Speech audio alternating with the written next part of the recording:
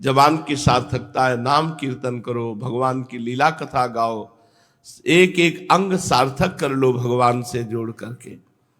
संसारी प्राणीन के साथ व्यवहार पल मात्र को न रहे। ये जो भगवान से विमुख विषयी पुरुष है, इनसे पल मात्र का भी व्यवहार न रहे, इनसे हमारा कोई संबंध न।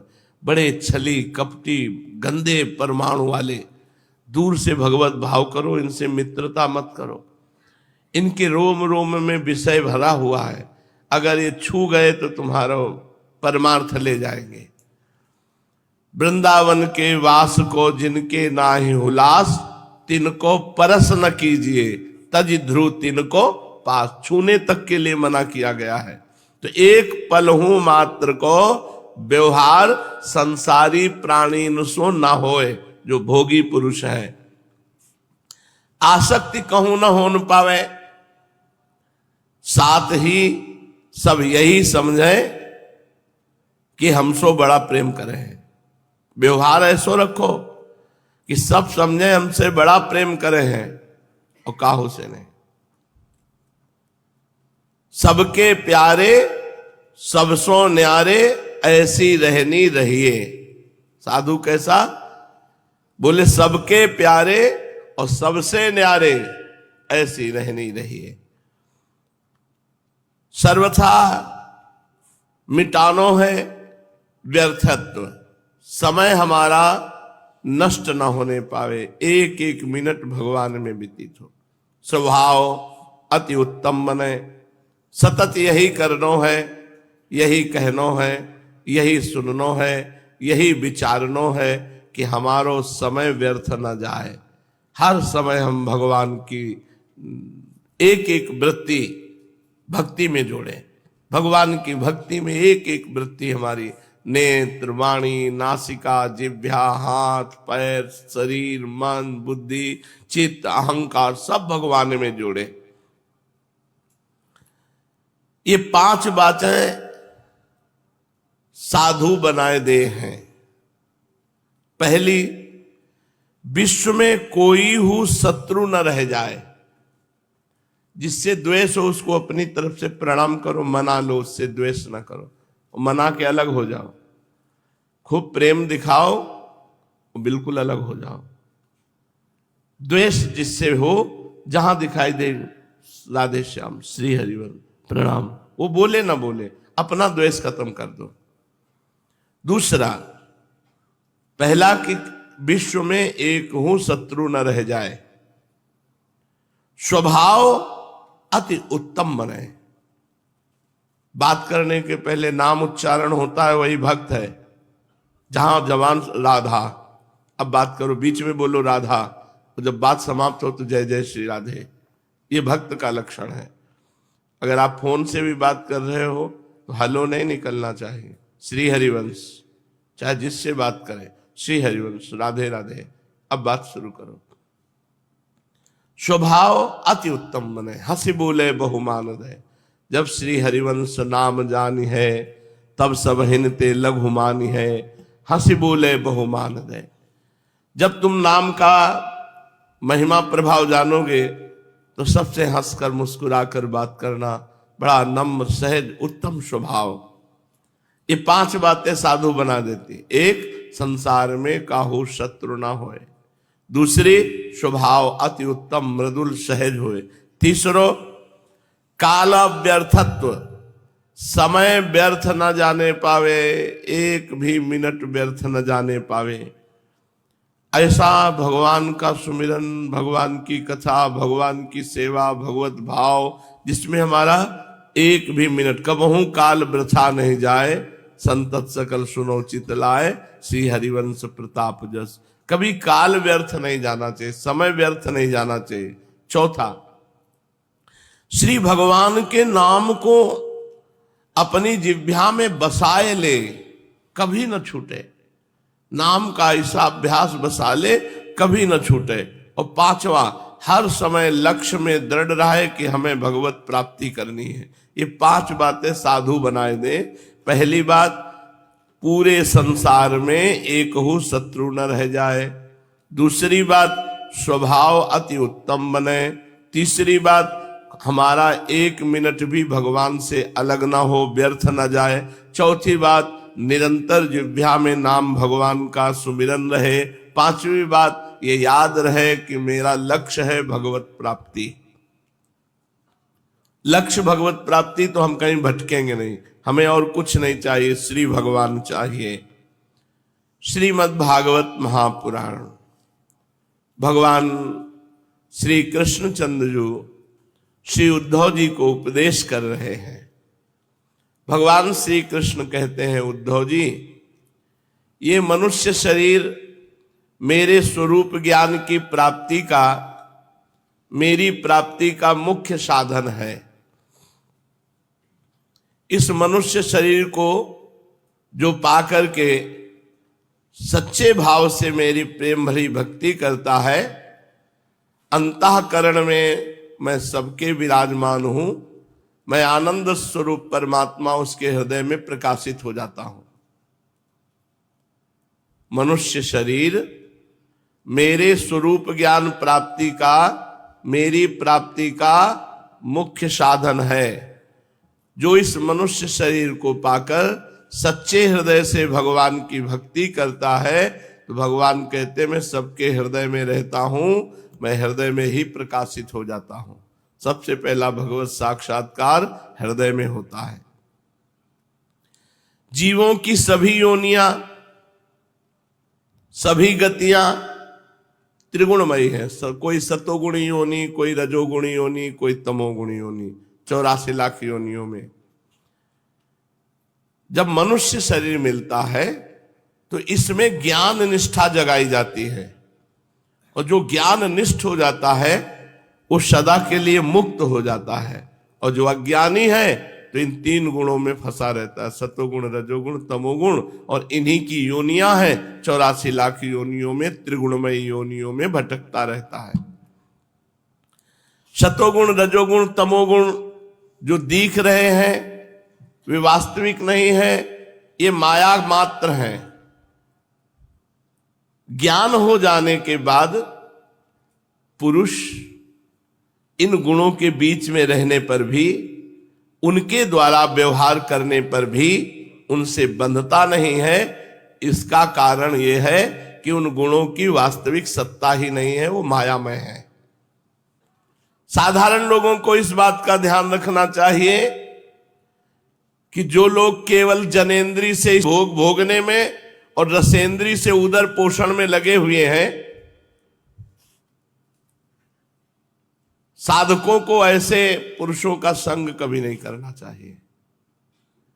जो रसेंद्री से अच्छा खाना, अच्छे सब खा पी के पेट खूब फुला लेना, और जनेंद्री से भोग करना, नरकगामी होंगे। भेष भगवान की प्राप्ति नहीं कराता, उद्देश्य भगवान की प्राप्ति कराता है। तो साधक को चाहिए कि ऐसे लोगों का संग न करे जो रसेंद्री और जनेंद्री की तृप्ति में केवल लगे, खूब अच्छे पदार्थ खाना, स्त्री भोग भोगना। ऐसे असत पुरुषों का संग कभी न करे, क्योंकि ऐसे असत पुरुषों का संग करने से बड़ी दुर्दशा हो जाती है। असत पुरुषों जैसी ही दुर्दशा होती है। जैसे अंधे के सहारे चलने वाले अंधे की, उसी तरह जनेंद्री और रसेंद्री के भोगों में लगे हुए लोगों से मित्रता करने से ऐसी ही होती है। जो जनेंद्री और रसेंद्री के भोगों में रमण करने वाले हैं, ऐसे लोगों का अनुगमन न करे, ऐसे लोगों का संग न करे, नहीं वैसी ही दुर्दशा होगी जैसे अंधे के सहारे चलने वाले अंधे की। बहुत ही मजाक बना देती है माया, उसे घोर अंधकार में भटकना पड़ता है। उद्धव जी, हम तुम्हें एक उदाहरण देते हैं। परम यशस्वी सम्राट इलानंदन पुरुरवा उर्वशी के विरह से अत्यंत बेसुध हो गए। जब उनका वो विरह शोक हटा, जब वैराग्य हुआ, तब उन्होंने गाथा गाई, वो मैं तुम्हें सुनाता हूं। राजा पुरुरवा बड़े तेजस्वी सम्राट थे, इतने पुण्यात्मा थे कि एक दिन उर्वशी अप्सरा को एक बगीचे में देखा। वो आई ही थी इन्हीं के लिए, उर्वशी अप्सरा भगवान नारायण की जंघा से प्रकट हुई स्वर्ग की सबसे श्रेष्ठ अप्सरा है, जिनके शरीर से योजनों सुगंध फैलती है। बात करते तो भविष्य की तरह उनके मुख से परम सुगंध निकलती है। देवी है। उर्वशी को देखा, उर्वशी से पीछे चरित्र हो चुका है। उर्वशी से प्रार्थना की कि आप हमारी अर्धांगिनी बन जाए।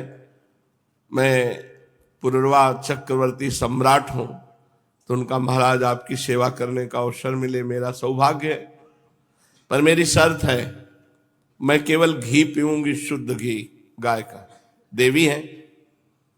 और दूसरी बात, मेरे भेड़ के 2 बच्चे हैं, इनको कभी कोई चुरा न ले जाए। और तीसरी बात, कभी आपको सैया के अलग निर्वस्त्र ना देख लूं। अगर 3 बातों में कोई त्रुटि होगी, मैं उसी समय चली जाऊंगी। काफी समय हुआ महाराज पुनर्वा के सानिध्य में उर्वशी को रहते हुए। वर्षों व्यतीत हो गए, 1 मिनट की तरह। इतना सुंदर संयोग। उर्वशी जी परम सुंदर और परम पवित्र देवी हैं। वो देवराज इंद्र को अच्छा नहीं लगा कि उनकी सभा की अप्सरा किसी मनुष्य के पास इतने दिन तक रहे, तो उन्होंने 2 गंधर्वों को भेजा कि अंतर्ध्यान होकर जाओ और उनके महल में घुस करके उनके बच्चे चुरा लो भेड़ के, और फिर इतना प्रकाश करना जब पुनर्वा भगे कि उसके पूरे शरीर का दर्शन उर्वशी को हो जाए। तो गए, भेड़ के बच्चे को चुराया और लेकर जाने लगे। तो उर्वशी ने कहा, महाराज देखो मेरे भेड़ के बच्चों को कोई चुरा रहा है। तो वो सैया में ही पड़े थे, एकदम भागे। वैसे तो चमक पड़े हुए, तो गंधर्व थे, तो उनके तेज में दिगंबर देखा, उनको नग्न देखा और भेड़ के बच्चे चुरा ले गए। उर्वशी अंतर्ध्यान हो गई। अब जो महाराज की दशा हुई कि पागल हो गए, वैसे ही नंग धड़ंग घूम रहे, शरीर की शुद्धि नहीं। चक्रवर्ती सम्राट होकर उर्वशी के विरह का बहुत वर्णन है, यहां तक कि वो मृत्यु जनित दुख को प्राप्त। हा उर्वशी, हा उर्वशी। तो जब उनको वैराग्य हुआ, राजा पुनर्वा नग्न होकर पागल की भांति अपने को छोड़कर भागती हुई उर्वशी के पीछे अत्यंत विह्वल होकर दौड़ने लगे और कहने लगे, देवी ए निष्ठुर हृदय, थोड़ी देर ठहर जा, भाग मत। उर्वशी ने उनका चित्त आकृष्ट कर लिया था और उर्वशी से उनकी अभी तृप्ति नहीं हुई थी। वे क्षुद्र विषयों के सेवन में इतने डूब गए थे कि उन्हें वर्षों की रात्रियां न जाती मालूम पड़ी और न आती। पुनर्वा ने कहा, हाय हाय, भला मेरी मूढ़ता तो देखो। जब वैराग्य हुआ, काम वासना ने मेरे चित्त को कितना कलुषित कर दिया। उर्वशी ने अपनी बाहुओं से मेरा ऐसा गला पकड़ा कि मैंने आयु के न जाने कितने वर्ष खो दिए। ओहो, विस्मृति की भी एक सीमा होती है। हाय हाय, उर्वशी ने मुझे लूट लिया। सूर्य अस्त हो गया या उदित हुआ, यह भी मुझे ज्ञान नहीं रहा उर्वशी की आसक्ति में। बड़े खेद की बात है कि बहुत से वर्षों के दिन पर दिन बीतते गए और मुझे मालूम तक न पड़ा। ओह, आश्चर्य है, मेरे मन में इतना मोह बढ़ गया जिसने नरदेव शिखामणि चक्रवर्ती सम्राट मुझ पुनर्वा को स्त्री का गुलाम बना दिया। देखो तो, मैं प्रजा को मर्यादा में रखने वाला सम्राट हूं, मुझे मेरे राजपाट को तिनके की तरह छोड़कर उर्वशी गई और मैं पागल हो गया। नंग धड़ंग रोता बिलखता उस स्त्री के पीछे दौड़ा। हाय हाय, ये मेरा कोई जीवन है? मैं गधे की तरह दुलत्तियां सहकर भी स्त्री के पीछे पीछे दौड़ रहा हूं, फिर भी मुझ में प्रभाव, तेज और स्वामित्व कहां? मैं अपने को सम्राट मानता हूं। पुनर्वा ने कहा, किम विद्या किम तपसा किम त्यागे न श्रुते न वा, किम विविक्तेन मौनेन स्त्रीभिर्यस्य मनोहृतम। जिसका मन स्त्री ने चुरा लिया उसकी विद्या व्यर्थ गई, तपस्या व्यर्थ हो गई, त्याग व्यर्थ हो गया, शास्त्र स्वाध्याय अभ्यास सब व्यर्थ हो गया। इसमें संदेह नहीं कि जिसका चित्त स्त्री ने चुरा लिया उसकी तपस्या, एकांत सेवन, मौन सब बेकार हो गया। मुझे अपनी ही हानि लाभ का पता नहीं चला। मैं अपने को बहुत बड़ा पंडित मानता था, ज्ञानी मानता था। अरे धिक्कार है मुझ मूर्ख को, एक स्त्री ने मेरे चित्त को चुरा लिया। मैं चक्रवर्ती सम्राट होकर गधे की तरह भोगों में फंस गया। मैं वर्षों तक उर्वशी के ओठों की मादक मदिरा पीता रहा, पर मेरी काम वासना तृप्त नहीं हुई। सच है, कहीं आहुतियों से अग्नि तृप्ति होती है, ऐसे कहीं भोगों से काम की तृप्ति होती है। उस कुलटा ने मेरा चित्त चुरा लिया। आत्माराम जीवन मुक्तों के स्वामी इंद्रियातीत भगवान को छोड़कर अब ऐसा कौन है जो मुझे उस उर्वशी के फंदे से निकाल सके। उर्वशी ने तो मुझे वैदिक सूत्रों के वचनों के द्वारा यथार्थ बात कहकर समझाया ही था, परंतु मेरी बुद्धि मारी गई। मेरे मन का वो भयंकर मोह तब भी नहीं मिटा।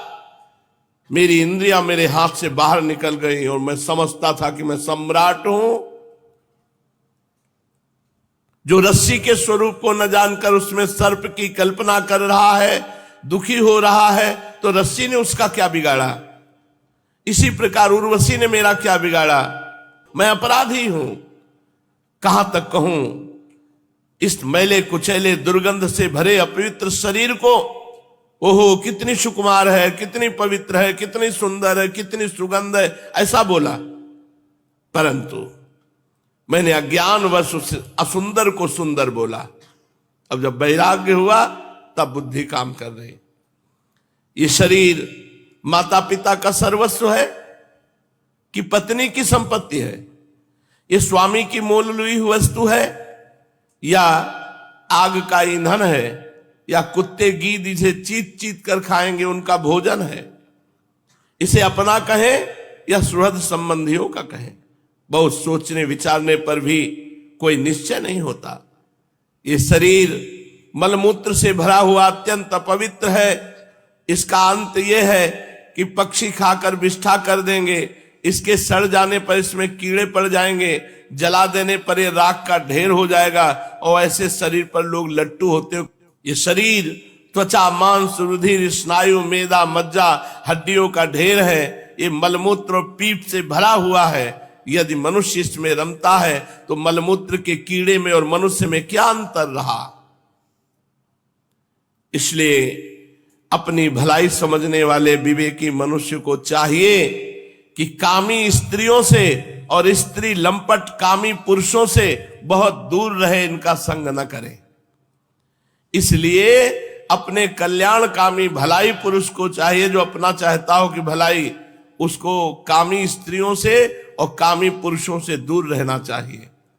विषय और इंद्रियों के संयोग से ही मन में विकार होता है। इनका संग होते ही विकार आ जाएगा, अन्यथा विकार का कोई अवसर ही नहीं है। देखो, जो वस्तु कभी देखी नहीं गई, सुनी नहीं गई, उसके लिए मन में विकार नहीं होता। जो लोग विषयों के साथ इंद्रियों का संयोग नहीं होने देते, जो लोग विषयों के साथ इंद्रियों का संयोग नहीं होने देते, उनका मन धीरे धीरे शांत हो जाता है। मन कह रहा है ये भोग भोगे, बिल्कुल मत भोगो, तो धीरे धीरे शांत हो जाएगा। अतः वाणी से काम संबंधी वार्ता मत करो, कान से काम संबंधी वार्ता मत सुनो, मोबाइल से काम संबंधी दृश्य मत देखो, और मन से काम संबंधी बातें मत सोचो। इंद्रियों से, स्त्री लंपटों से और स्त्रियों से बहुत दूरी बनाकर रखो अगर परमार्थ में चलना है, ऐसे कामी पुरुषों से। मेरे जैसे लोग जो सम्राट है, इनकी बात क्या, बड़े बड़े जो ज्ञानी हैं, विद्वान हैं, उनको भी अपनी इंद्रिय और मन पर विश्वास नहीं करना चाहिए, कभी भी धोखा दे सकते हैं। भगवान श्री कृष्ण कहते हैं, उद्धव जी, राजराजेश्वर पुरुरवा के मन में जब इस तरह के उद्गार उठने लगे तो उसने उर्वशी का परित्याग कर दिया, उर्वशी लोक का। अब ज्ञानोदय होने के कारण उनका मोह जाता रहा और अपने हृदय में ही आत्मस्वरूप भगवान मेरा साक्षात्कार कर लिया और शांत होकर स्थित हो गए। इसलिए बुद्धिमान पुरुष को चाहिए कि पुरुरवा की भांति कुसंग छोड़ दे, चाहे वो कामी पुरुष हो चाहे कामी स्त्री हो, संग छोड़ दे, सत्पुरुषों का संग करे। संत पुरुष अपने सदुपदेशों से जो रही हुई वासनाएं होती हैं वो मन की आसक्ति नष्ट कर देते हैं। संत पुरुष का लक्षण है कि वो कभी किसी वस्तु की अपेक्षा नहीं रखते। संतों का चित्त मुझ में लगा रहता है। संतों के हृदय में अगाध शांति होती है, शांति का समुद्र लहराता रहता है। वे सदा सर्वदा सर्वत्र सब में सब रूप से स्थित भगवान का ही दर्शन करते हैं। संतों में अहंकार का लेश नहीं होता, संतों में ममता की संभावना नहीं होती।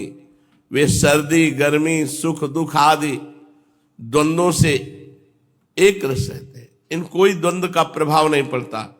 बौद्धिक मानसिक शारीरिक और परमार्थ संबंधी किसी प्रकार का वो परिग्रह भी नहीं रखते। परम भाग्यवान उद्धव जी, संतों के सौभाग्य की महिमा कौन कहे। संतों के पास तो सदा सर्वदा मेरी लीला कथाएं हुआ करती हैं। जो मेरी लीला कथाएं सुनता रहता है उसका परम हित परम मंगल होता है। मेरी लीला कथाओं का जो सुनते रहते हैं उनके हृदय के सारे पाप ताप भस्म हो जाते हैं। जो लोग आदर और श्रद्धा से मेरी लीला कथाओं का गान करते हैं, श्रवण करते हैं, अनुमोदन करते हैं, वे मेरे परायण हो जाते हैं, मेरी अनन्य प्रेममयी भक्ति को प्राप्त कर लेते हैं। उद्धव जी, मैं अनंत अचिंत कल्याणमय गुणगणों का आश्रय हूं। मेरा स्वरूप है केवल आनंद, केवल अनुभव, विशुद्ध आत्मा। मैं साक्षात परब्रह्म परमात्मा हूं। जिसे मेरी भक्ति मिल गई वह संत हो गया। जिसे मेरी भक्ति मिल गई उसे कुछ भी पाना शेष नहीं है। उनकी तो बात ही क्या, जिसने संत पुरुषों की शरण ग्रहण कर ली उसका भी कर्म जड़ता, संसार भय और अज्ञान सर्वथा निवृत्त हो जाता है। जैसे अग्नि भगवान का आश्रय ले ले तो शीतलता, भय और अंधकार का दुख नहीं रहता, ऐसे जो संतों का आश्रय ले ले तो ये संसार भय नहीं रहता।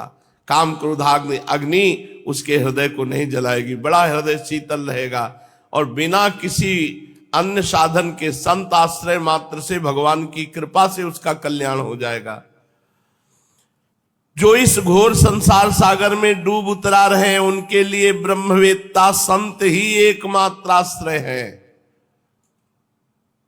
जैसे जल में डूब रहे लोगों के लिए नौका सहारा है, ऐसे ही संसार में डूबे हुए प्राणियों के लिए संत सहारा है। जैसे अन्न से प्राणियों के प्राण की रक्षा होती है, जैसे मैं ही दीन दुखियों का परम रक्षक हूं, जैसे मनुष्य के लिए परलोक में धर्म ही एकमात्र पूंजी है, वैसे ही जो लोग संसार में भयभीत है उनके लिए संत जन ही परमाश्रय है। जैसे सूर्य आकाश में उदय होकर लोगों की और जगत की अंधकार वृत्ति हटा करके प्रकाश कर देता है, नेत्र देख पाते हैं जगत को, वैसे ही संत पुरुष ऐसी ज्ञान दृष्टि देते हैं, अंतर्दृष्टि देते हैं कि हम सब में भगवान को देख पाते हैं। संत अनुग्रहशील देवता है, संत अपने हितैषी सुहृद है, संत अपने प्रियतम है, आत्मा है। अधिक क्या कहूं, मैं ही संत के रूप में विद्यमान हूं, मैं ही संत के रूप में विद्यमान हूं। प्रिय उद्धव, आत्म साक्षात्कार होते ही इलानंदन पुरुरवा को उर्वशी के लोक की स्पृहा न रही, उनकी सारी आसक्तियां मिट गईं और वह आत्माराम होकर स्वच्छंद रूप से इस पृथ्वी पर विचरण करने लगे। उद्धव जी ने पूछा, भक्तवत्सल श्री कृष्ण,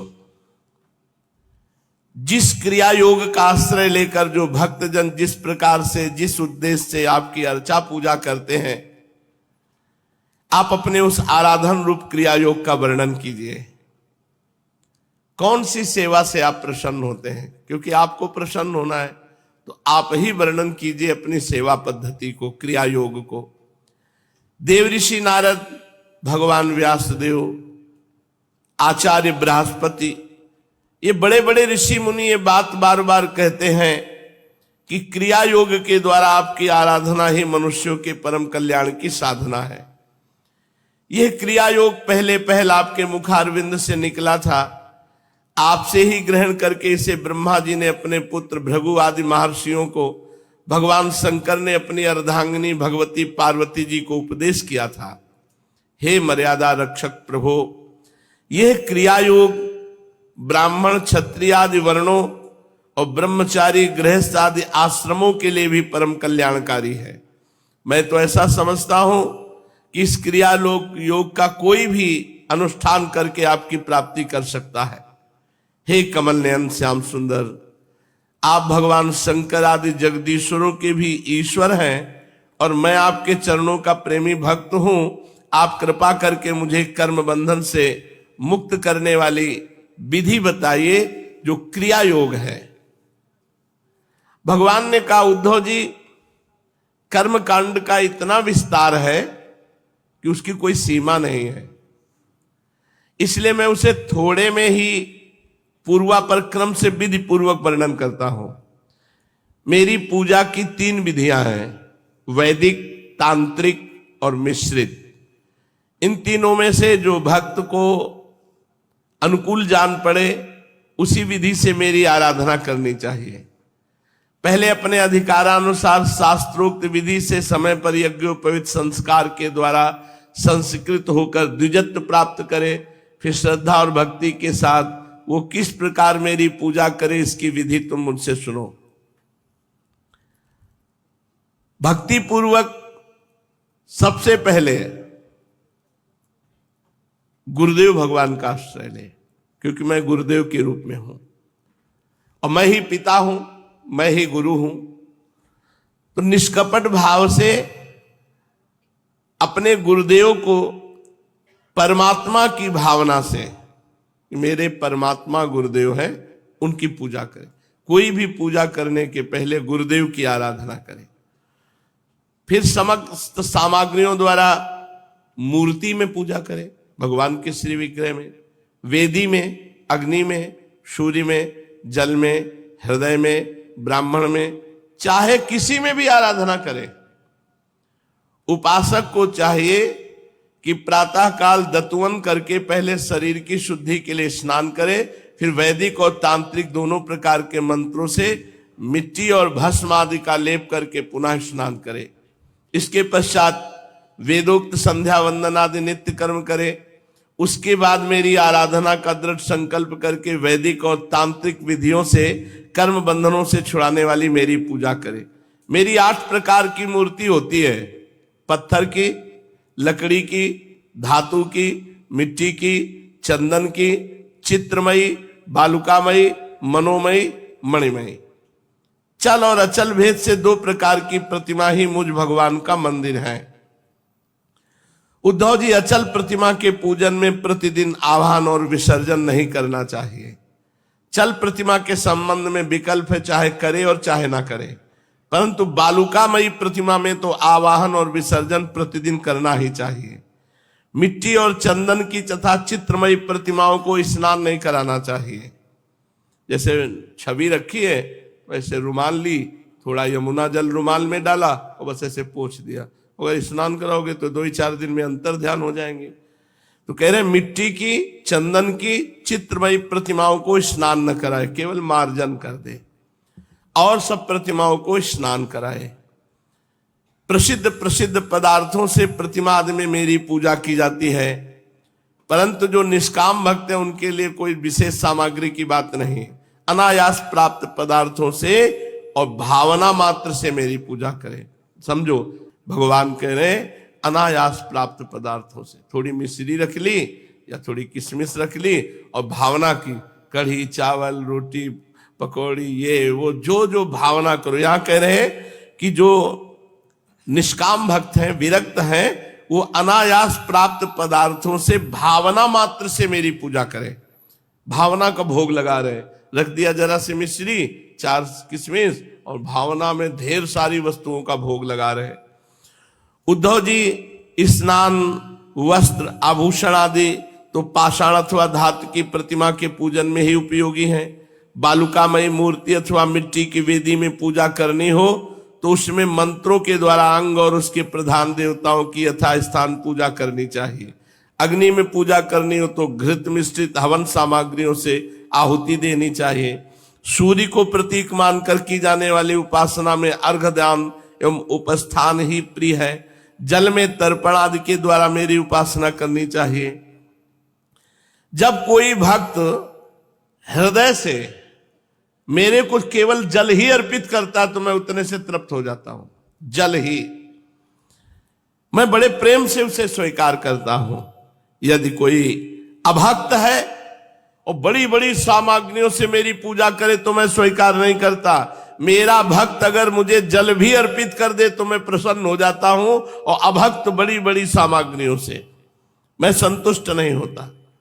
जब मैं भक्ति श्रद्धा पूर्वक समर्पित करने जल से ही प्रसन्न हो जाता हूं, तब फिर अगर कोई गंध, पुष्प, धूप, दीप, नैवेद्य आदि वस्तुओं को समर्पित करता है तो कहना ही क्या है। अब पूजन की पद्धति बता रहे कि कैसे पूजा करनी चाहिए, सो आगे शेष चर्चा आगे। श्री राधा वल्लभ लाल की जय।